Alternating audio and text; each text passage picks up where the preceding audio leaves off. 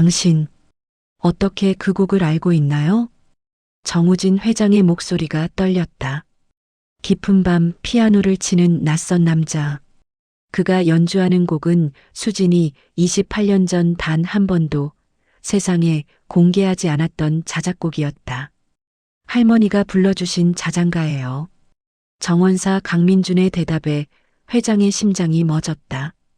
강민준의 손은 떨리고 있었다. 29회를 살면서 이렇게 긴장해 본 적이 없었다. 아니, 정확히는 이렇게 간절했던 적이 없었다. 다음 분, 강민준 씨 들어오세요. 면접실 문이 열렸다.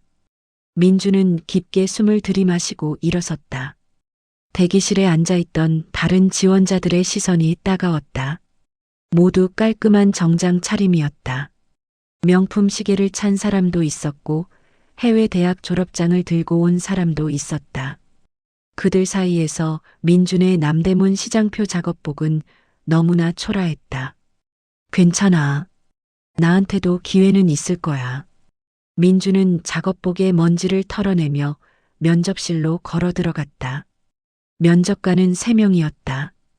가운데 앉은 중년 남성이 이력서를 펼치며 입을 열었다. 강민준 씨, 고등학교 졸업 후 경력이 상당히 다양하네요. 건설 현장 일용직, 배달 아르바이트, 공장 야간 근무, 정원 관리 쪽 경력은 거의 없는데 왜 한성그룹 정원사에 지원하셨습니까? 민주는 준비한 대답을 꺼내려다 멈췄다. 거짓말을 하고 싶지 않았다. 솔직히 말씀드리겠습니다. 저는 돈이 필요합니다. 면접관들이 서로 눈빛을 교환했다. 저희 할머니께서 당뇨 합병증으로 투석을 받고 계십니다. 한 달에 200만 원 가까이 드는데 제가 버는 돈으로는 턱없이 부족합니다. 이 자리는 급여가 좋다고 들었습니다. 그래서 지원했습니다. 정원 관리 기술은요? 배운 적 있습니까? 아니요. 하지만 배울 수 있습니다. 무엇이든 배울 각오가 되어 있습니다. 경험도 없고 기술도 없는데 왜 우리가 당신을 뽑아야 합니까? 민주는 면접관의 눈을 똑바로 바라보았다. 저는 포기하지 않습니다. 한 번도 일을 중간에 그만둔 적이 없습니다. 제 이력서를 보시면 아시겠지만 어떤 일을 하든 최소 1년은 채웠습니다. 저는 성실함 하나만큼은 누구에게도 지지 않습니다. 면접관은 고개를 끄덕이며 뭔가를 적었다. 마지막 질문입니다. 만약 합격한다면 정우진 회장님 댁 정원을 관리하게 됩니다. 재벌가에서 일하는 게 부담스럽지 않습니까? 부담스럽습니다. 민준의 솔직한 대답에 면접관들이 웃음을 터뜨렸다. 하지만 저는 일을 하러 가는 겁니다. 일만 제대로 한다면 어디서 일하든 상관없습니다. 면접이 끝나고 나왔을 때 민준의 셔츠는 땀으로 흠뻑 젖어 있었다. 일주일 후 민준의 휴대폰에 문자가 왔다. 한성그룹 인사팀 강민준님 최종 합격을 축하드립니다. 3월 2일 오전 9시까지 성북구 성북동 125-7번지로 출근해 주시기 바랍니다. 할머니. 민주는 부엌에서 약을 드시고 계시던 할머니에게 달려갔다. 합격했어요. 제가 정말 붙었어요. 나옥순 할머니는 손주의 얼굴을 쓰다듬으며 눈물을 흘렸다. 우리 민준이 정말 장하다. 고생 많았다. 이제 걱정 마세요. 제가 돈 많이 벌어서 할머니 병원비 다 낼게요. 더 좋은 병원으로 옮기고 맛있는 것도 많이 사드릴게요. 아이고, 고맙다. 우리 손주. 할머니는 민준의 등을 토닥이며 계속 눈물을 닦았다. 민준도 함께 울었다. 그날 밤 민준은 오랜만에 편안하게 잠들었다. 꿈속에서 그는 커다란 정원을 가꾸고 있었다. 꽃들이 만발하고 할머니가 건강한 모습으로 웃고 있었다. 3월 2일 아침 7시. 민주는 새벽부터 일어나 준비를 했다. 할머니가 다려준 작업복을 입고 깨끗하게 닦은 운동화를 신었다. 천천히 가거라. 다치지 말고. 네, 할머니. 저녁에 뵐게요. 민주는 2번 환승하는 버스를 타고 성북동으로 향했다. 서울 중심부를 벗어나자 풍경이 달라지기 시작했다. 높은 담장, 경비가 지키는 대문, 숲처럼 우거진 나무들. 여기가 정말 서울 맞나? 버스에서 내려 언덕길을 오르는데 숨이 찼다. 하지만 멈출 수 없었다. 늦으면 안 됐다. 125-7번지에 도착했을 때 민주는 그 규모에 압도당했다. 높이가 3미터는 좋게 넘어 보이는 화강암 담장. 그 위로 보이는 저택의 지붕. 대문 옆에는 경비실이 있었고 CCTV가 사방을 감시하고 있었다. 저기요? 민준이 경비실 문을 두드렸다. 안에서 50대로 보이는 경비원이 나왔다. 누구시죠? 오늘부터 정원 관리 일하러 온 강민준입니다. 경비원은 민준을 위아래로 훑어보더니 고개를 끄덕였다. 신분증 보여주세요. 신원 확인을 마친 후 대문이 천천히 열렸다. 민준은 그 광경에 넋을 잃었다. 정원이 아니었다. 공원이었다. 넓게 펼쳐진 잔디밭, 계절마다 피는 꽃들이 심어진 화단, 인공 연못에는 잉어들이 유유히 헤엄치고 있었다. 저 멀리 보이는 저택은 유럽의 고성을 연상시켰다. 여기서 일하는 건가? 민주는 천천히 걸으며 주변을 둘러봤다. 모든 것이 완벽하게 관리되어 있었다. 잔디는 한치의 오차도 없이 깎여 있었고 나무들은 예술작품처럼 다듬어져 있었다. 강민준 씨? 뒤에서 목소리가 들렸다. 돌아보니 40대 초반으로 보이는 남성이 서 있었다. 네, 그렇습니다. 저는 정원관리팀장 이상훈입니다. 앞으로 저한테 배우시면 됩니다. 이상훈 팀장은 따뜻한 미소를 지으며 악수를 청했다. 처음에는 힘들 겁니다. 이 정원이 생각보다 넓거든요. 약 5,000평 정도 됩니다. 5,000평이요? 네. 정원만 그렇습니다. 저택 부지까지 합치면 10,000평이 넘죠. 민주는 상상이 가지 않았다. 자신이 할머니와 사는 반지하 원룸은 10평도 안 됐다. 처음 한 달은 적응 기간입니다. 천천히 배우시면 돼요. 우선 창고로 가서 작업복부터 갈아입으시죠. 이상훈 팀장은 민준을 정원 한쪽에 있는 관리동으로 안내했다. 그곳에는 각종 정원 관리 도구와 비료, 작업복이 가지런히 정리되어 있었다. 여기가 우리가 주로 사용하는 공간입니다. 사물함에 개인 물건 보관하시고 휴게실에서 식사하시면 됩니다. 민준이 작업복을 갈아입고 나오자 이상훈 팀장이 정원 지도를 펼쳤다. 이 정원은 크게 5구역으로 나뉩니다. 앞쪽 잔디 정원, 동쪽 장미 화단, 서쪽 한국 전통 정원, 뒤쪽 과수원, 그리고 중앙의 저택입니다. 저택 안에도 들어가나요?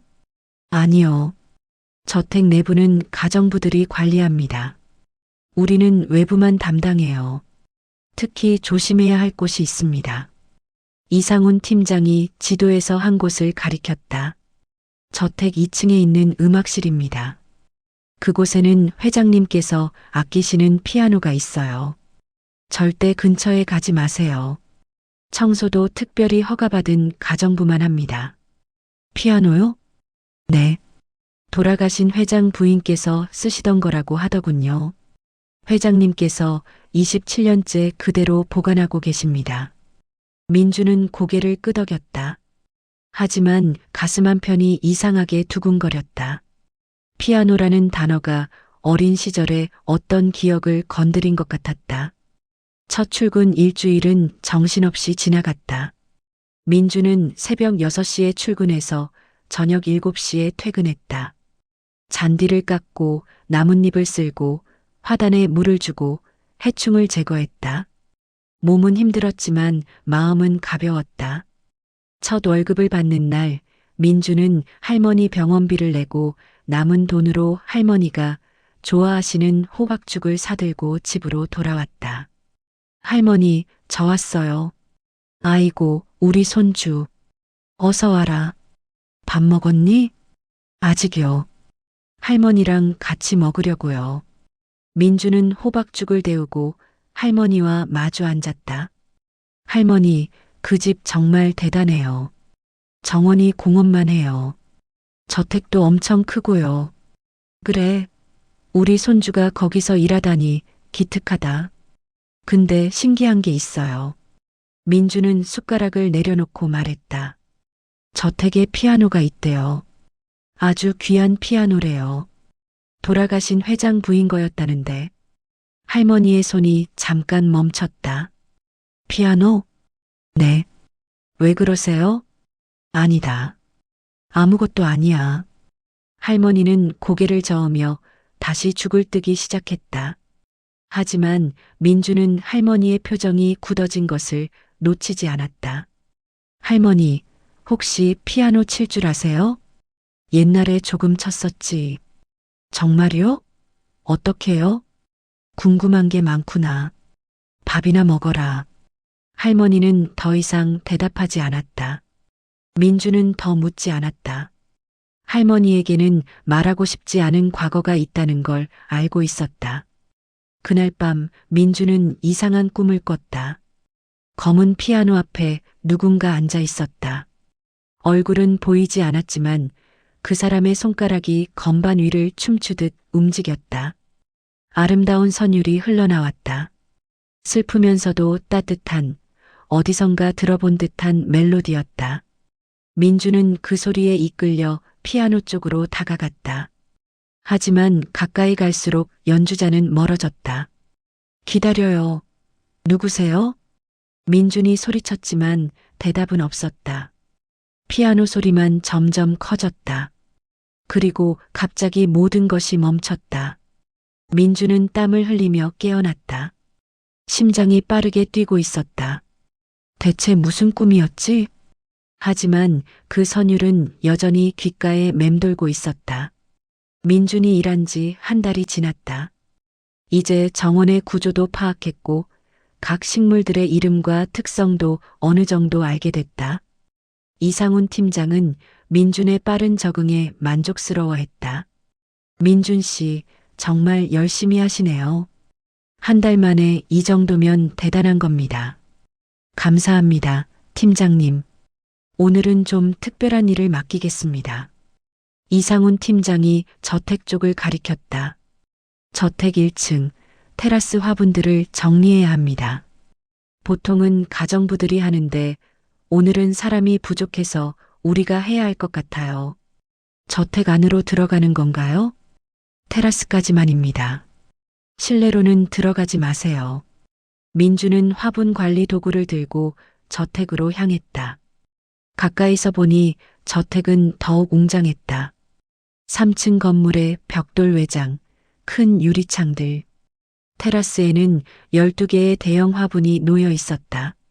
모두 희귀한 식물들이었다. 민주는 조심스럽게 흙을 파고 마른 잎을 제거하고 물을 주기 시작했다.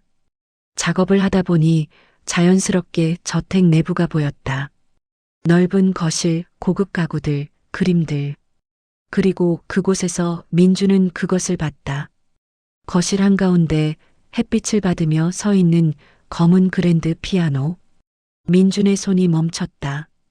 마치 자석에 끌리듯 그의 시선은 피아노에서 떨어지지 않았다. 꿈에서 본 바로 그 피아노였다. 아름답다. 민주는 자신도 모르게 중얼거렸다. 그때 저택 안에서 목소리가 들렸다. 회장님, 오늘 오후 일정이. 민주는 황급히 고개를 돌렸다. 누군가 오고 있었다. 그는 재빨리 작업에 집중하는 척했다. 수고하십니다. 뒤에서 목소리가 들렸다. 돌아보니 60대 초반으로 보이는 남성이 서 있었다. 정우진 회장이었다. 아, 안녕하십니까. 민주는 황급히 일어나 허리를 숙였다. 정 회장은 민준을 잠깐 쳐다보더니 고개를 끄덕였다. 새로운 정원사인가? 네, 회장님. 한 달 전에 입사했습니다. 일은 어떤가? 열심히 배우고 있습니다. 정 회장은 민준의 얼굴을 유심히 바라봤다. 뭔가 낯익은 듯한 표정이었다. 나이는 29입니다. 가족은 할머니와 둘이 삽니다. 그런가? 정 회장은 더 묻지 않고 저택 안으로 들어갔다. 하지만 문을 닫기 전에 한 번 더 민준을 돌아봤다. 민준은 이상한 기분이 들었다. 회장님의 눈빛이 단순한 호기심이 아닌 것 같았다. 작업을 마치고 돌아가려는데 관리동에서 이상훈 팀장이 급하게 나왔다. 민준 씨, 큰일 났어요. 무슨 일이세요? 회장 부인께서 화분 배치가 마음에 안 드신대요. 당장 다시 하래요. 네, 제가 뭘 잘못했나요? 모르겠어요. 가보시죠. 민주는 다시 테라스로 갔다. 그곳에는 50대 후반의 여성이 서 있었다. 윤혜란 정우진 회장의 부인이었다. 당신이 오늘 작업한 사람이에요? 윤혜란의 목소리는 차가웠다. 네, 그렇습니다. 이게 뭐예요? 화분 배치가 왜 이래요? 순서가 다 틀렸잖아요. 죄송합니다. 제가 잘못 알았습니다. 다시 하겠습니다. 다시? 당신 지금 나가지고 놀아요? 윤혜란의 목소리가 날카로워졌다. 절대 아닙니다. 정말 죄송합니다. 민주는 고개를 숙였다. 하지만 화분을 보니 이상했다. 순서는 맞았다. 팀장님이 알려준 대로 했다. 당신 어디서 온 거예요? 성북구에서 왔습니다. 가족은? 할머니와 둘이 삽니다. 민준의 대답에 윤혜란의 표정이 굳어졌다. 할머니. 그녀는 뭔가 생각에 잠기더니 갑자기 목소리를 높였다. 당장 다시 하세요. 제대로 안 하면 해고해요. 윤혜란은 저택 안으로 들어가 버렸다. 민주는 어리둥절한 표정으로 화분을 다시 옮기기 시작했다. 하지만 무엇을 어떻게 바꿔야 할지 알 수 없었다. 이상하다. 분명히 잘못한 게 없는데. 그날 밤 민주는 늦게까지 화분을 재배치했다. 결국 윤혜란이 만족할 때까지 5번을 고쳐야 했다. 집에 돌아왔을 때는 밤 11시가 넘어 있었다. 민준아, 왜 이렇게 늦었니? 저녁은 먹었고? 네, 할머니. 일이 좀 많았어요. 피곤하겠다. 어서 씻고 자거라.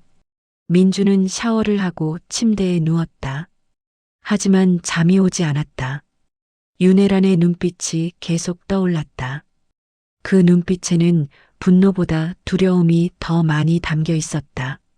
내가 뭘 잘못했을까? 그리고 다시 그 꿈이 찾아왔다. 검은 피아노와 아름다운 선율. 이번에는 조금 더 가까이 다가갈 수 있었다. 연주자의 뒷모습이 보였다. 긴 머리를 한 여성이었다. 누구세요? 민준이 물었다.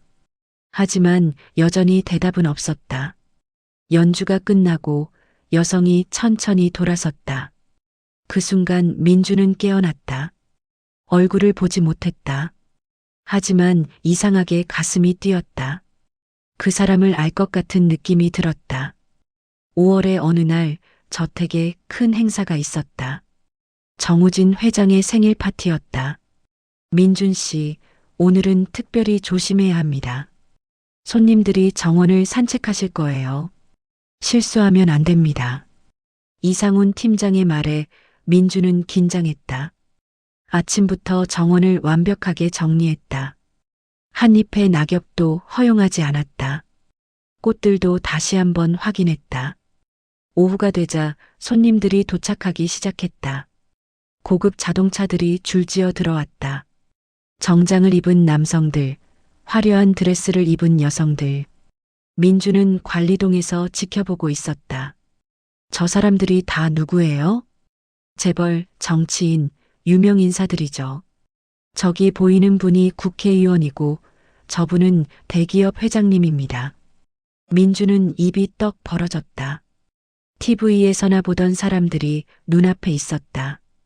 파티는 저택 내부와 정원에서 동시에 진행됐다. 클래식 음악이 흘러나왔고 와인잔을 든 사람들이 우아하게 대화를 나눴다. 잠깐만 정원을 둘러봐도 될까요? 한 부인이 정원 쪽으로 걸어왔다. 민주는 급히 길을 비켰다. 아, 꽃들이 정말 아름답네요. 감사합니다. 혹시 이 정원을 관리하시는 분인가요? 네, 그렇습니다. 대단하시네요. 이렇게 넓은 정원을 관리하시다니. 민주는 어색하게 웃었다. 칭찬을 받는 것이 익숙하지 않았다. 해가 지고 파티는 절정에 이르렀다. 저택 내부에서 피아노 소리가 들려왔다. 누군가 연주를 시작한 것이다. 민준의 발이 저절로 움직였다. 그는 테라스 근처로 다가갔다. 유리창 너머로 파티 장면이 보였다. 그리고 그곳에는 피아노가 있었다. 하지만 아무도 그 피아노를 치지 않았다. 옆에 놓인 작은 피아노에서 연주자가 곡을 연주하고 있었다. 저 피아노는 왜 안 쓰는 거지? 민주는 궁금했다. 저렇게 아름다운 피아노를 장식품처럼 놓아두다니. 민준 씨, 뒤에서 팀장님의 목소리가 들렸다. 왜 여기 있어요? 어서 관리동으로 가세요. 손님들 눈에 띄면 안 됩니다. 죄송합니다. 민주는 관리동으로 돌아갔다. 하지만 마음은 여전히 그 피아노에 가 있었다. 파티가 끝난 것은 밤 10시가 넘어서였다. 손님들이 모두 떠나고 정원은 다시 고요해졌다.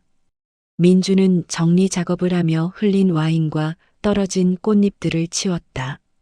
팀장님은 먼저 퇴근하고 민준 혼자 남았다. 조금만 더 하고 가자. 민주는 저택 근처에 낙엽을 쓸기 시작했다. 그때 저택 내부에서 소리가 들렸다. 여보, 왜 그 피아노는 아무도 못 치게 하는 거요? 손님 중에 피아니스트도 있었는데. 수진이 피아노예요. 아무도 건드릴 수 없어요. 정우진 회장의 목소리였다. 그래도 27년이 지났잖소. 이제 좀 안 됩니다. 그 피아노는 수진이가 마지막으로 친 것입니다. 영원히 그대로 둘 겁니다. 목소리가 멀어졌다. 민주는 빗자루를 든 채 멈춰섰다. 수진, 돌아가신 회장 부인의 이름인가? 민주는 알 수 없는 감정에 휩싸였다. 가슴이 답답했다. 그는 무의식적으로 저택 쪽으로 걸어갔다. 테라스 문이 열려 있었다. 파티 후 환기를 위해 열어둔 모양이었다. 안 돼. 들어가면 안 돼. 머리로는 알았지만 발은 이미 움직이고 있었다. 민주는 조용히 테라스를 지나 거실로 들어섰다. 불은 꺼져 있었고 달빛만이 실내를 비추고 있었다. 그리고 그곳에 피아노가 있었다. 민주는 천천히 다가갔다. 마치 신성한 재단에 다가가는 것처럼 조심스럽게. 피아노 앞에 섰을 때 민준의 손이 떨렸다. 한 번만, 딱 한 번만 만져보자. 그는 건반 덮개를 천천히 들어 올렸다. 달빛을 받은 흰 건반이 빛났다. 민주는 의자에 앉았다. 거친 작업복 차림이 이곳과 너무 어울리지 않았다. 나 같은 놈이 이런 곳에 앉아도 되나? 하지만 손은 이미 건반 위에 올라가 있었다. 민주는 첫 음을 눌렀다. 또 맑은 소리가 어둠 속에 퍼졌다. 그 순간 민준의 몸에 전율이 흘렀다. 마치 오래전부터 알고 있던 감촉이었다. 손가락이 저절로 움직이기 시작했다. 도미, 솔라, 음들이 연결되었다. 그리고 민주는 자신도 모르게 한 곡을 연주하기 시작했다. 할머니가 어릴 적 불러주던 자장가. 가사는 없었지만 그 멜로디는 민준의 DNA에 새겨진 것처럼 완벽하게 기억하고 있었다. 민준은 눈을 감았다. 음악에 몸을 맡겼다. 슬픈 듯 하면서도 따뜻한 선율. 그리움과 사랑이 담긴 멜로디. 작업으로 거칠어진 손이지만 건반 위에서는 놀랍도록 섬세하게 움직였다. 연주가 절정에 이르렀을 때 민주는 완전히 다른 세계에 있었다. 그곳에는 고통도 가난도 없었다. 오직 음악만이 존재했다. 마지막 음이 사라지고 민주는 천천히 눈을 떴다. 그리고 충격에 얼어붙었다. 저택 계단에 누군가 서 있었다. 정우진 회장이었다. 정우진 회장은 마치 유령을 본 사람처럼 창백한 얼굴로 서 있었다. 민주는 황급히 일어나 허리를 숙였다. 죄송합니다. 제가 정신이 나갔습니다. 당장 나가겠습니다. 하지만 정 회장은 아무 말도 하지 않았다. 그저 민준을 바라볼 뿐이었다. 회장님? 그 곡을. 정 회장의 목소리가 떨렸다. 그 곡을 어디서 배웠나? 네. 방금 자네가 연주한 곡 말이야. 그걸 어디서 배웠느냐고. 정 회장이 소리쳤다. 그의 눈에는 눈물이 고여 있었다. 민주는 당황했다. 저는 그냥 할머니가 어릴 때 불러주신 노래입니다. 할머니가? 네. 제목도 모릅니다. 그냥 제가 잠을 못 이룰 때마다 할머니께서 흥얼거려 주셨습니다. 정 회장은 비틀거리며 소파에 앉았다. 손으로 얼굴을 가렸다. 수진아. 민주는 뭐라 말해야 할지 몰랐다. 그저 고개를 숙이고 서 있을 뿐이었다. 한참 후 정 회장이 고개를 들었다. 자네 할머니, 성함이 어떻게 되나? 나옥순입니다. 정 회장의 눈이 커졌다. 나옥순, 설마, 혹시 아십니까? 자네 할머니께서 지금 어디 계시나? 장이동 재래시장에서 나물 장사를 하십니다. 나물 장사. 정 회장은 다시 한번 충격을 받은 듯 했다. 자네 내일 쉬는 날인가? 아니요, 출근입니다. 내일 하루 쉬게. 대신 부탁이 있네. 무슨 부탁이신지요? 자네 할머니를 만나고 싶네. 안내해 줄 수 있겠나? 민주는 혼란스러웠다. 무슨 일인지 전혀 이해할 수 없었다. 회장님, 제가 무슨 잘못을 한 건가요? 피아노를 만진 것은 정말 죄송합니다. 하지만 할머니는 잘못이 아니네. 그저 확인하고 싶은 게 있을 뿐이야. 정 회장은 일어섰다. 오늘 일은 비밀로 하게. 아무에게도 말하지 말고. 특히 내 아내에게는 절대 말하면 안 되네. 알겠습니다. 내일 오전 10시에 자네 집 근처로 가겠네. 주소를 알려주게. 민주는 떨리는 손으로 주소를 적었다. 집으로 돌아오는 길, 민준의 머리는 복잡했다. 대체 무슨 일이 일어나고 있는 거지? 할머니가 아직 깨어 계셨다. 민준아, 왜 이렇게 늦었니? 할머니, 물어볼 게 있어요. 민준은 할머니 앞에 앉았다. 할머니, 제가 어릴 때 불러주신 그 노래. 그거 누가 만든 거예요? 할머니의 표정이 굳어졌다. 왜 갑자기 그걸 물어보니? 오늘 그 노래를 쳤어요. 피아노로. 뭐? 저택에 있는 피아노로 그 노래를 쳤는데 회장님이 그걸 들으셨어요. 그리고 이상하게 반응하셨어요. 할머니는 한동안 아무 말도 하지 않았다. 할머니, 그 노래가 특별한 의미가 있는 건가요? 민준아. 할머니가 입을 열었다. 그 노래는 내 엄마가 만든 거다. 민준의 심장이 멈춘 것 같았다. 엄마가요? 그래. 내 엄마 김수진이 작곡한 곡이야. 내가 태어나기 전에 뱃속에 있을 때 만든 태교 음악이었어. 그럼 회장님이 말씀하신 수진이가 내 엄마다. 민주는 숨을 쉴 수가 없었다. 할머니, 이게 무슨 말이에요? 제 엄마가 정우진 회장의 며느리였다고요? 그래. 그럼 너는 정우진 회장의 손자야. 방안이 빙글빙글 돌았다. 민주는 소파에 주저앉았다. 말도 안 돼. 그럼 왜 저는 여기서 이렇게 살고 있어요? 왜 할머니는 시장에서 나무를 팔아요? 할머니의 눈에서 눈물이 흘러내렸다. 민준아, 긴 이야기야. 하지만 알아야 할 때가 온 것 같구나. 할머니는 깊게 숨을 쉬고 이야기를 시작했다. 내 엄마 수진이는 피아니스트였어. 할머니가 천천히 말을 이어갔다. 나는 음대 교수였고 수진이는 내 딸이었지. 콩쿠르마다 상을 휩쓸었고 해외 유학 제안도 많았어. 그럼 어떡해? 정우진 회장의 아들 정재호를 만났어.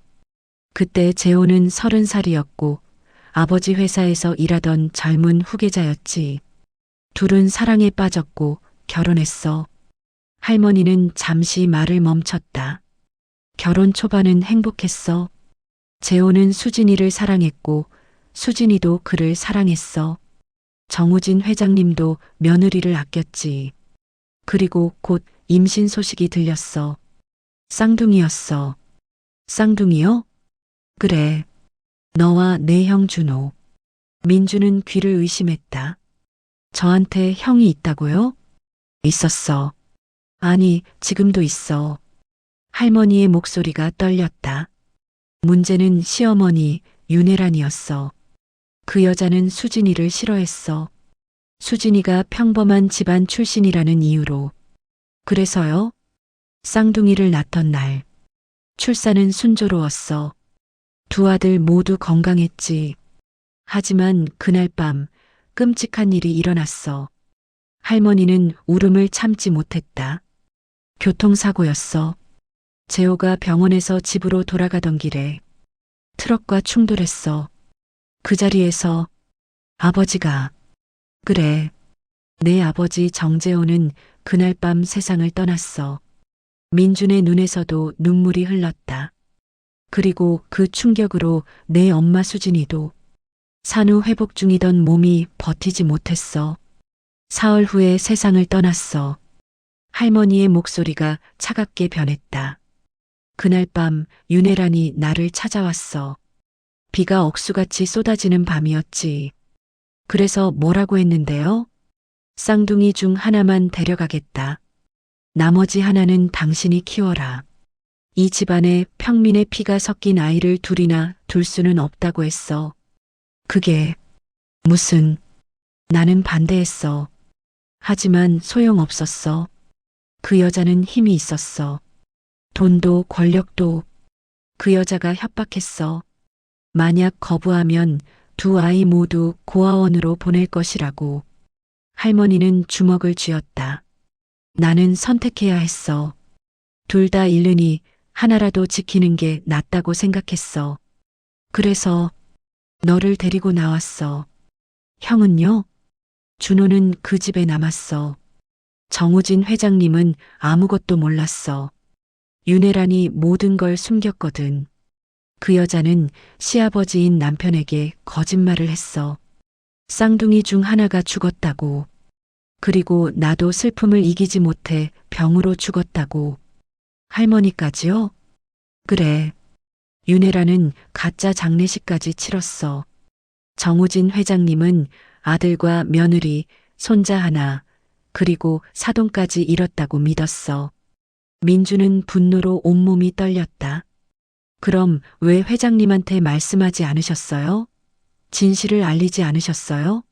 할 수 없었어. 윤혜란이 협박했거든. 만약 진실을 말하면 준호를 외국으로 보내버리겠다고. 다시는 만날 수 없게 하겠다고. 나는 내가 있었어. 하지만 준호는 그 집에서 혼자였어. 나는 선택할 수밖에 없었어. 할머니는 민준의 손을 잡았다. 미안하다, 민준아. 내게 아무것도 해주지 못했어. 가난하게 키웠어. 하지만 너를 사랑했어. 너는 내 전부였어. 민주는 할머니를 끌어안았다.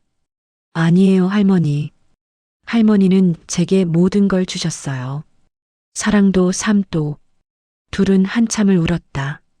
그리고 민주는 결심했다.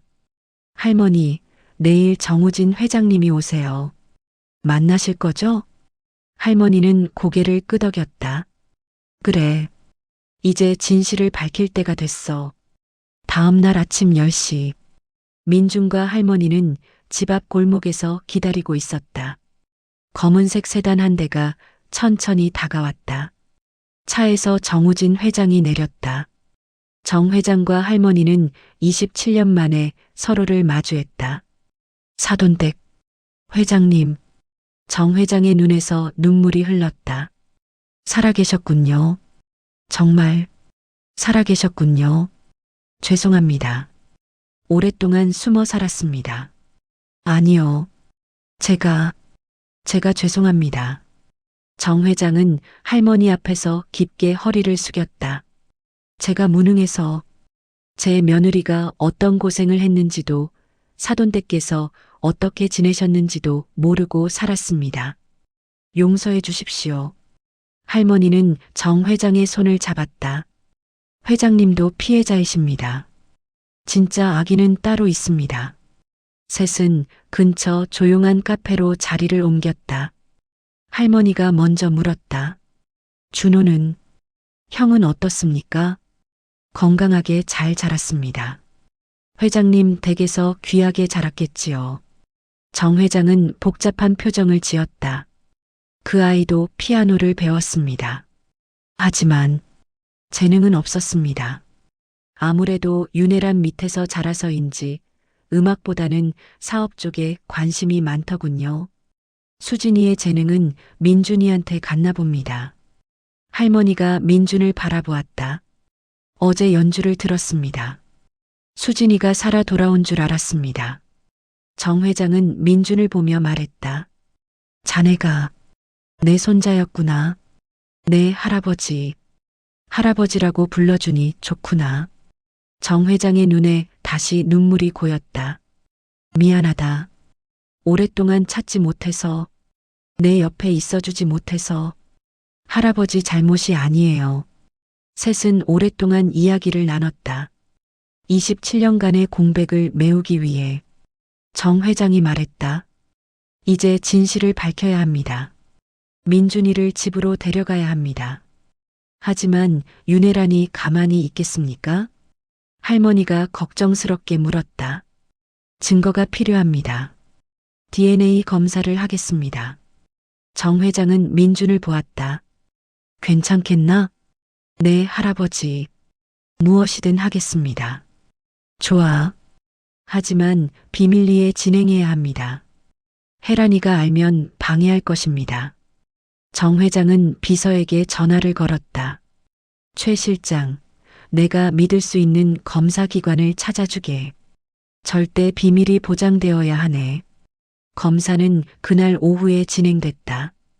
결과가 나오기까지는 일주일이 걸릴 예정이었다. 그동안 민준이는 계속 정원사로 일하게. 정 회장이 말했다. 아무도 의심하지 않도록 평소처럼 행동하게. 특히 혜란이 앞에서는 더욱 조심해야 하네. 알겠습니다, 할아버지. 민준은 집으로 돌아왔다. 하지만 그날 밤 잠을 이룰 수 없었다. 나한테 형이 있다. 정준호. 민준은 형의 이름을 중얼거렸다. 어떤 사람일까? 나를 알게 되면 어떤 반응을 보일까? 그리고 무엇보다 윤혜란에 대한 분노가 치밀어 올랐다. 그 여자가 우리 가족을 이렇게 만들었어.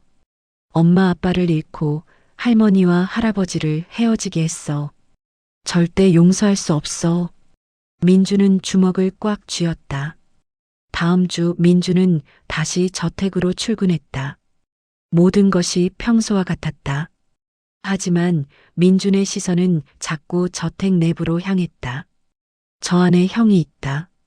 점심시간 민주는 관리동에서 도시락을 먹고 있었다. 그때 누군가 들어왔다. 여기 정원사 쉬는 곳이에요?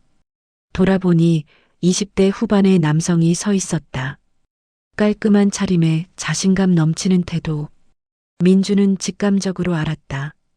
정준호였다. 네, 그렇습니다. 아, 새로 온 정원사시구나. 나는 정준호예요. 준호가 손을 내밀었다. 민주는 떨리는 손으로 악수했다. 강민준입니다. 정원 일은 어때요? 힘들지 않아요? 괜찮습니다. 준호는 민준을 유심히 바라봤다. 근데 어디서 많이 본 것 같은데. 우리 만난 적 있나요? 아니요. 처음 뵙니다. 하지만 민준도 같은 생각을 하고 있었다. 거울을 보는 것 같았다. 준호의 눈, 코, 인매 모두 자신과 닮아 있었다. 할아버지께서 당신 칭찬을 많이 하시더라고요. 일을 아주 잘한다고. 과찬이십니다. 겸손하시네. 좋아요. 나도 겸손한 사람 좋아해요. 준호는 웃으며 나갔다. 민주는 가슴이 터질 것 같았다. 형? 내 형이야. 그날 저녁 정 회장이 민준에게 전화했다. 준호를 봤나? 네, 오늘 잠깐 만났습니다. 어땠나? 좋은 사람 같았습니다. 정 회장은 미소 지었다. 준호는 착한 아이야. 혜란이 밑에서 자랐지만 성격만큼은 아버지를 닮았어. 우리 재호를 언제 형한테 말씀하실 건가요? DNA 결과가 나오면 확실한 증거가 있어야 혜란이를 상대할 수 있어. 윤혜란은 지금 뭘 하고 있습니까? 의심하고 있어. 자네를 경계하고 있지. 정 회장은 걱정스러운 표정을 지었다. 조심하게. 그 여자는 위험해. 하지만 정 회장의 경고는 너무 늦었다. 윤혜란은 이미 움직이고 있었다. 윤혜란은 서재에서 전화를 받고 있었다. 그래서 그 정원사에 대해 뭘 알아냈어? 전화 너머 사설 탐정의 목소리가 들렸다.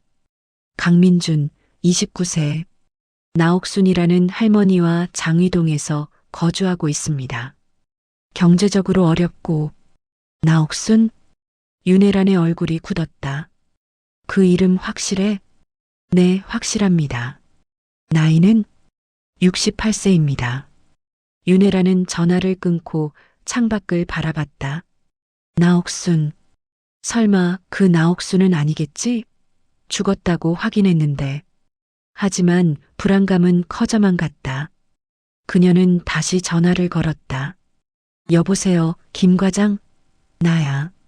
부탁 하나 할 게 있어. 무슨 일이십니까, 사모님? 장위동 재래시장에 나옥순이라는 사람이 나물 장사를 한대. 사진을 찍어와. 알겠습니다. 다음 날 김 과장이 사진을 가져왔다. 윤혜라는 사진을 보는 순간 얼굴이 창백해졌다. 27년 전 그날 밤 빗속에서 자신을 원망하며 울부짖던 바로 그 여자였다. 살아있었어. 윤혜란의 손이 떨렸다. 그럼 강민주는 설마 그때 그의 윤혜란은 급히 옛날 사진을 꺼냈다. 수진이 쌍둥이를 낳던 날의 사진. 두 아기의 얼굴을 자세히 봤다. 그리고 강민준의 얼굴과 비교했다. 닮았어. 너무 닮았어. 윤혜란은 공포에 휩싸였다. 안 돼. 이게 밝혀지면 난 끝이야. 모든 게 끝나. 그녀는 즉시 행동에 나섰다. 먼저 정우진 회장의 일정을 확인했다. 내일 오전에 중요한 회의가 있었다. 그리고 강민준의 근무 일정도 확인했다. 내일 저택에는 정원사들만 있겠군. 윤혜라는 미소 지었다. 차갑고 잔인한 미소였다. 그녀는 다시 전화를 걸었다. 김 과장, 내일 아침 일찍 저택으로 와. 처리할 일이 있어. 다음 날 아침, 민주는 평소처럼 출근했다. 날씨가 좋았다. DNA 검사 결과도 곧 나올 예정이었다. 이제 곧이야. 곧 형을 만날 수 있어. 민주는 가벼운 마음으로 정원 도구를 챙겼다. 오늘은 장미 화단을 정리하는 날이었다. 하지만 관리동에 도착했을 때 분위기가 이상했다. 이상훈 팀장이 심각한 얼굴로 서 있었다. 민준 씨, 큰일 났어요. 무슨 일이세요? 사모님이 사모님이 당신을 찾고 계세요. 민준의 가슴이 철렁했다. 왜요?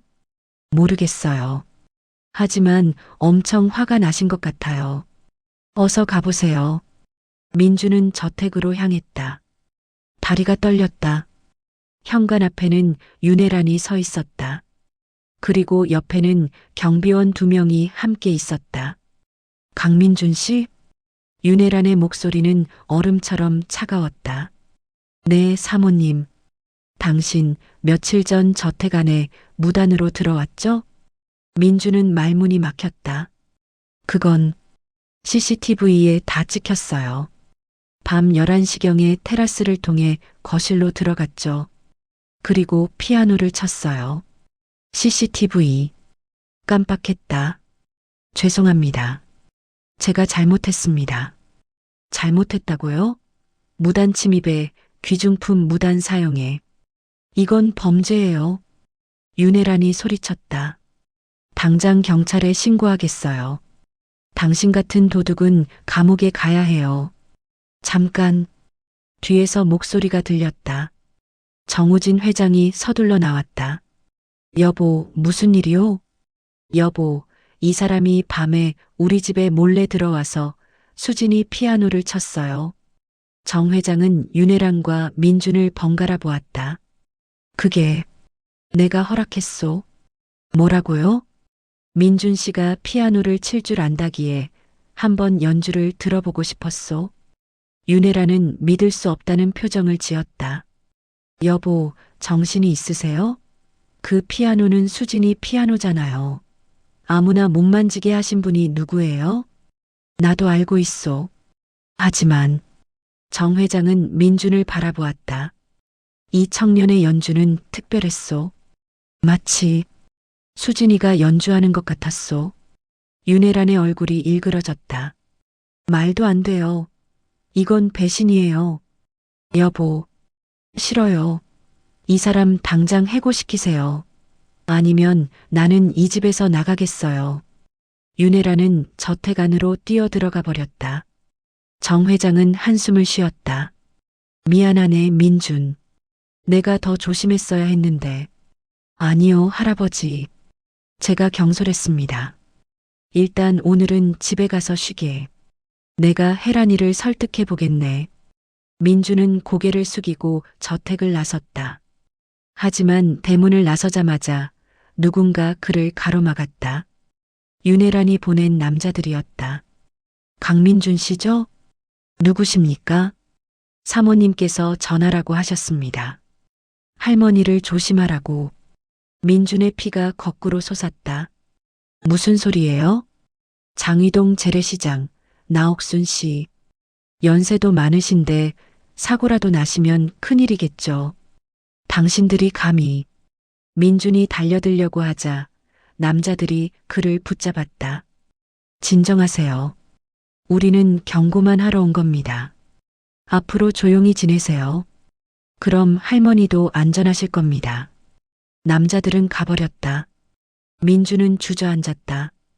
온몸이 떨렸다. 할머니. 그는 급히 휴대폰을 꺼내 할머니께 전화했다. 여보세요, 민준아? 할머니, 괜찮으세요? 그래, 괜찮다. 왜? 아무 일 없으세요? 혹시 이상한 사람 오지 않았어요? 아니, 없는데? 무슨 일 있니? 민준은 안도의 한숨을 쉬었다. 아니에요. 그냥 목소리 듣고 싶어서요. 전화를 끊고 민준은 주먹을 꽉 쥐었다. 윤혜란. 절대 용서 못해. 그날 저녁 정우진 회장이 민준에게 전화했다. 민준, 걱정하지 말게. DNA 검사 결과가 내일 나온다네. 내일이요? 그래.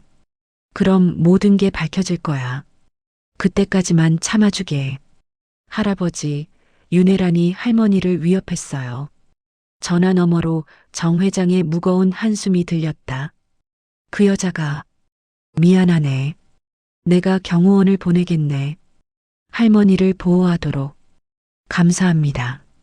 내일이면 끝이야. 조금만 더 견뎌주게. 다음 날 아침 정우진 회장은 DNA 검사 결과를 받았다. 친자 확률 99.99%. 정 회장은 서류를 꽉 쥐었다. 눈물이 흘렀다. 내 손자다. 정말 내 손자야. 그는 즉시 집안 회의를 소집했다. 여보, 갑자기 무슨 회의예요? 윤혜란이 불안한 표정으로 물었다. 중요한 발표가 있소. 거실에는 정우진 회장, 윤혜란, 그리고 정준호가 모였다. 준호도 들어야 할 이야기요. 정 회장이 말했다. 할아버지, 무슨 일이세요? 준호가 궁금한 표정으로 물었다. 민준 씨를 불러주시오. 집사가 나가고 잠시 후 민준이 들어왔다. 저를 부르셨습니까? 그래, 앉게. 민준은 소파에 앉았다. 정준호 바로 옆이었다. 정 회장은 DNA 검사 결과지를 꺼냈다. 여러분, 오늘 중요한 진실을 밝히려고 합니다. 윤혜란의 얼굴이 하얗게 변했다. 27년 전 우리 가족에게 비극이 있었습니다. 내 아들 재호가 교통사고로 세상을 떠났고 며느리 수진이도 그 충격으로 죽었습니다. 정 회장은 잠시 말을 멈췄다. 그리고 나는 쌍둥이 손주 중 한 명이 죽었다고 들었습니다. 사돈 나옥순 여사도 함께 돌아가셨다고 들었습니다. 여보, 윤혜란이 떨리는 목소리로 말했다. 하지만 그건 거짓말이었습니다. 정 회장의 목소리가 커졌다. 쌍둥이는 둘 다 살아 있었습니다. 사돈 어른도 살아계셨습니다. 단지 누군가 그들을 쫓아낸 것뿐이었습니다. 할아버지, 무슨 말씀이세요? 준호가 놀라 물었다. 정 회장은 민준을 가리켰다. 이 청년 강민준. 그는 내 손자입니다. 준호, 내 쌍둥이 동생이야.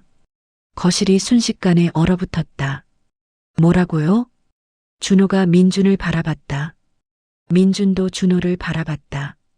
이게 DNA 검사 결과입니다. 민준과 나는 99.99% 친자 관계가 확인됐습니다. 정 회장은 서류를 테이블에 놓았다. 그리고 이 모든 비극을 만든 사람은 정 회장이 윤혜란을 바라봤다. 바로 당신이요, 혜란. 윤혜란은 벌떡 일어났다. 거짓말이에요. 이건 음모예요. 음모라고요? 정 회장은 차갑게 웃었다. 그럼 나옥순 어른을 직접 보시겠소? 문이 열리고 나옥순 할머니가 들어왔다.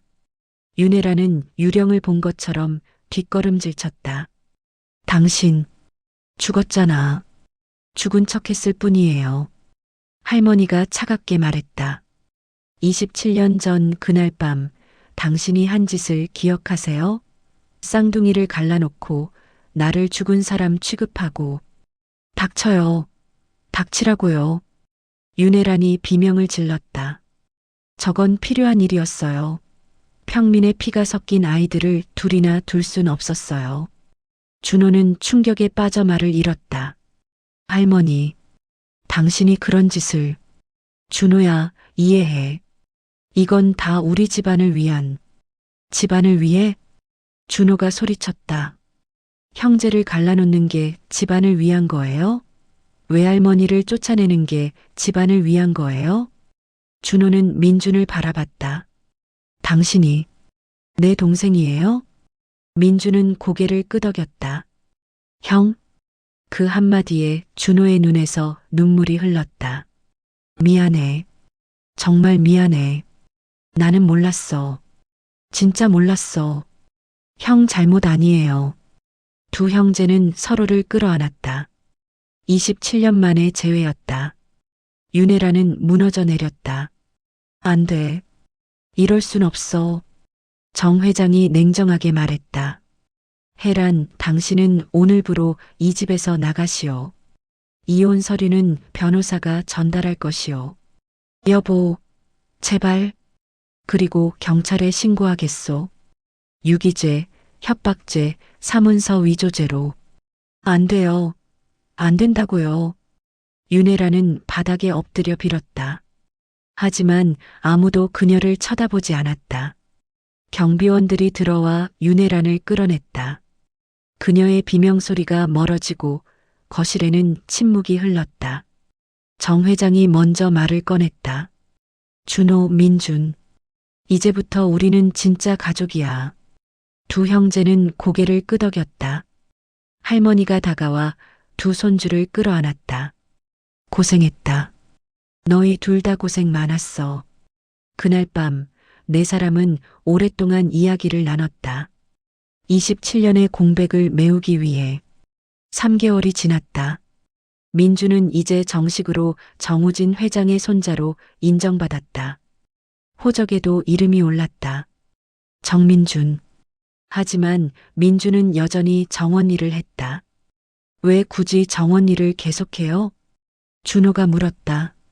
좋아서요. 흙을 만지고 식물을 돌보는 게 좋아요.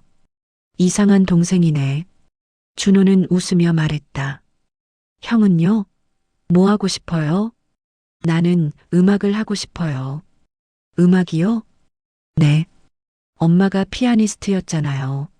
나도 피아노를 제대로 배우고 싶어요. 비록 재능은 없지만. 민주는 준호의 어깨를 두드렸다.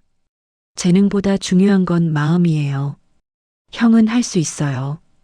두 형제는 함께 피아노 앞에 앉았다. 엄마 수진이 마지막으로 쳤던 그 피아노. 형, 같이 쳐볼까요? 응, 해보자. 민준이 먼저 연주를 시작했다. 엄마의 자장가, 준호가 간단한 반주를 더했다. 서툴렀지만 마음이 담겼다. 거실 한쪽에서 정 회장과 할머니가 그 모습을 지켜보고 있었다.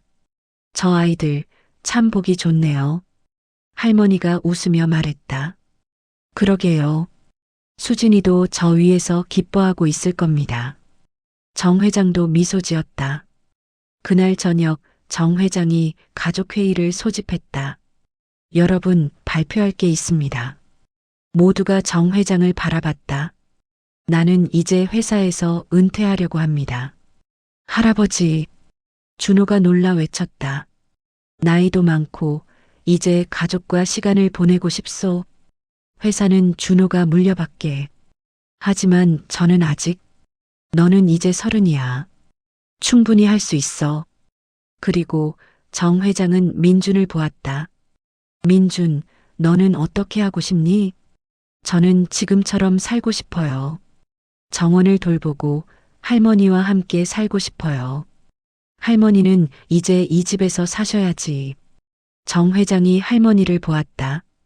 사돈 어른, 이제 편히 지내십시오. 제가 모시겠습니다. 할머니는 눈물을 흘렸다. 고맙습니다. 정말 고맙습니다. 그리고 민준아. 정 회장이 민준을 불렀다. 정원 일을 계속하고 싶다면 내 이름으로 조경회사를 만들어주마. 내가 좋아하는 일을 마음껏 할 수 있도록. 할아버지. 민준의 눈에서 눈물이 흘렀다. 감사합니다. 1년 후 정준호는 한성그룹의 새로운 회장이 됐다. 하지만 그는 매주 피아노 레슨을 받았다. 음악을 포기하지 않았다. 정민주는 민준 가든이라는 정원 디자인 회사를 설립했다. 그의 작품은 전국적으로 알려졌다. 하지만 그는 여전히 할아버지 저택의 정원을 가장 아꼈다. 정우진 회장은 완전히 은퇴해서 손주들과 시간을 보냈다. 그리고 매일 아침 며느리 수진의 피아노 앞에서 명상을 했다. 나옥순 할머니는 건강을 되찾았다. 저택의 별채에서 편안하게 지냈고 매일 두 손주와 산책을 즐겼다. 어느 가을날 저택에서 작은 음악회가 열렸다. 초대받은 사람은 가족과 친한 지인들 뿐이었다. 무대 중앙에는 수진의 피아노가 놓였다. 정준호가 먼저 연주를 시작했다. 쇼팽의 녹턴. 1년 전보다 훨씬 나아진 실력이었다. 관객들이 따뜻한 박수를 보냈다. 그리고 정민준의 차례가 왔다. 민준은 피아노 앞에 앉았다. 정원을 가꾸느라 여전히 거친 손이었지만 건반 위에서는 마법을 부렸다. 엄마의 자장가 27년 만에 다시 완전하게 울려 퍼지는 선율. 객석에 앉은 정 회장과 할머니의 눈에서 눈물이 흘렀다. 연주가 끝나고 민주는 관객들에게 인사했다. 이 곡은 제 엄마 김수진이 만든 곡입니다. 저와 형을 위해 만든 자장가예요. 민주는 준호를 보았다. 형, 나와서 같이 인사해요. 준호가 무대로 올라왔다. 두 형제가 나란히 섰다. 27년 동안 우리는 헤어져 있었습니다. 하지만 이제 다시 만났습니다. 그리고 알았습니다. 가족의 사랑은 절대 끊어지지 않는다는 것을. 박수가 터져 나왔다. 연주회가 끝나고 가족들은 정원에서 저녁 식사를 했다. 민준이 정성껏 가꾼 정원. 가을 꽃들이 만발했다. 민준아, 이 정원 정말 아름답다. 할머니가 손주의 머리를 쓰다듬었다. 할머니 덕분이에요. 할머니가 어릴 때 식물 키우는 법 가르쳐 주셨잖아요. 그때 내가 그렇게 관심 있을 줄 몰랐지. 정 회장이 잔을 들었다. 건배합시다. 우리 가족이 다시 모인 것을 축하하며. 건배. 모두가 잔을 부딪혔다. 준호가 민준에게 속삭였다. 동생, 행복해? 네, 형. 너무 행복해요. 형은요? 나도. 정말 행복해. 두 형제는 웃으며 서로를 바라봤다. 하늘에서 별들이 빛났다.